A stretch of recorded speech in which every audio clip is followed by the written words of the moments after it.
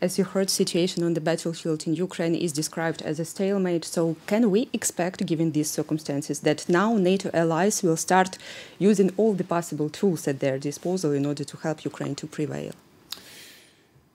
Yes, absolutely. We can expect that NATO allies will do more to ensure that Ukraine prevails, because this has been so clearly stated by NATO allies.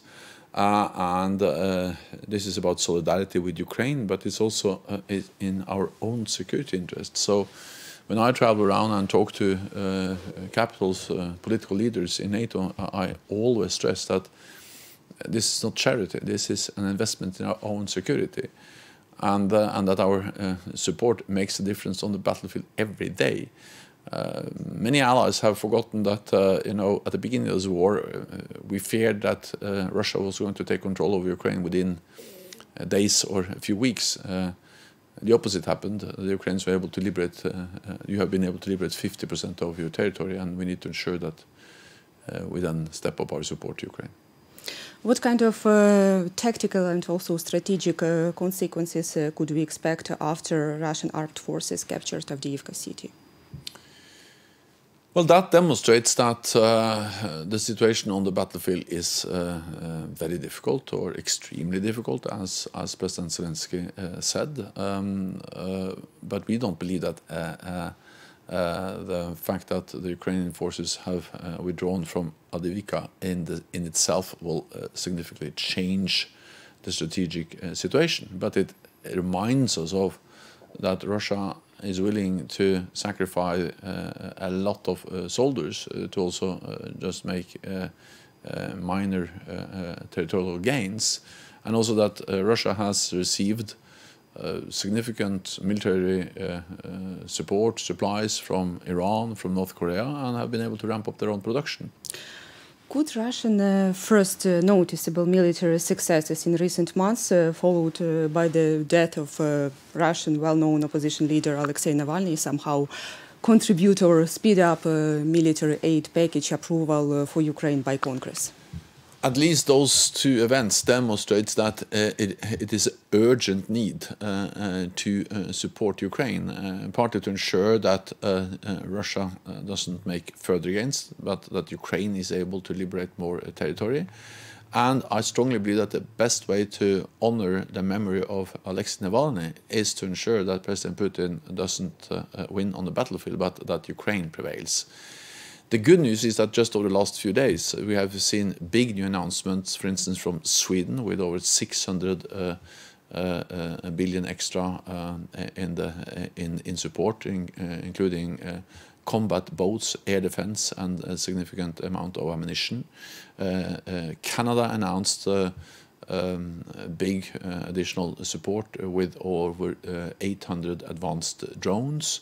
And this comes on top of the announcement made by France and Germany last week, accounting for billions of dollars in extra support. And then also very much also welcome the announcement by Japan also this week of more than 100 million extra for demining. So of course we are focused on the United States, but we also see how other allies are really stepping up and delivering significant support to Ukraine. How Europe should prepare to possible return of Donald Trump to the White House amid his statements that he would encourage Russia to attack NATO allies who are not paying their bills? Well, first of all, the United States has been a staunch and committed NATO ally ever since the alliance was established in 1949.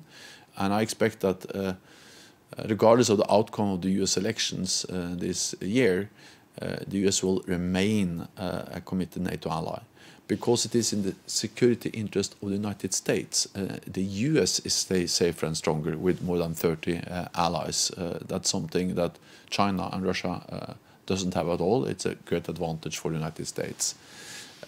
Second, it is broad bipartisan support for Ukraine in the US. And then thirdly, the criticism from the US has not mainly been against NATO, but against NATO allies not spending enough on NATO. And the good news is that we now have released just a few days ago new figures showing that more and more allies are meeting the NATO target of spending 2% of GDP on defense.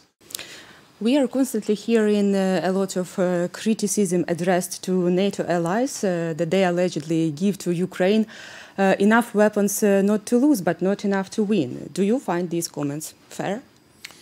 I think we have to admit that in the beginning of the war, there was some reluctance of providing the most advanced weapons, but this has significantly changed. Now allies are providing not only large quantities of ammunition and artillery and different types of weapons, but also more and more advanced weapons, including the most advanced battle tanks, Leopard and Abrams tanks, armored personnel carriers like the Marders and the Bradleys. And then, of course, also very advanced air defense systems, including the NASAMS and the Patriots, and long-range cruise missiles, the Storm Shadow and the Scalps from the United Kingdom and France. These are extremely advanced, precise, long-range weapon systems. And then we are now in the process of training Ukrainian pilots for the F-16s, and allies have announced also quite a significant number of F-16s to be delivered as soon as possible to Ukraine. So, Secretary General, you mentioned just F-16 jets. Is it known when exactly they are about to come to Ukraine, and will they be accompanied with the restrictions not to attack Russian territory? It's not possible to say exactly when, because this is a dilemma. We all want the F-16s to be there as early as possible. At the same time, of course, the effect of the F-16s will be stronger and better, the more trained and the more prepared the pilots, but not only the pilots, but also the maintenance personnel, all the support systems which have to be in place to make F-16s really the advanced weapon system it is. So I think we have to listen to the military experts exactly when we will be ready to, or when allies will be ready to start to send in and to deliver the F-16s.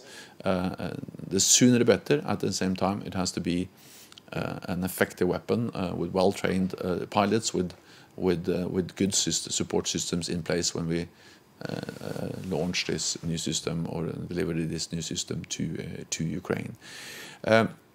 Then it's for each and every ally to decide whether there are some caveats on what they deliver, and different allies have had a bit different policies on that. But in general, we need to remember what this is. This is a war aggression by Russia against Ukraine in a blatant violation of international law. And according to international law, Ukraine has the right to self-defense. And that includes also striking legitimate military targets, Russian military targets outside Ukraine. That's international law, and of course Ukraine has the right to do so to protect itself.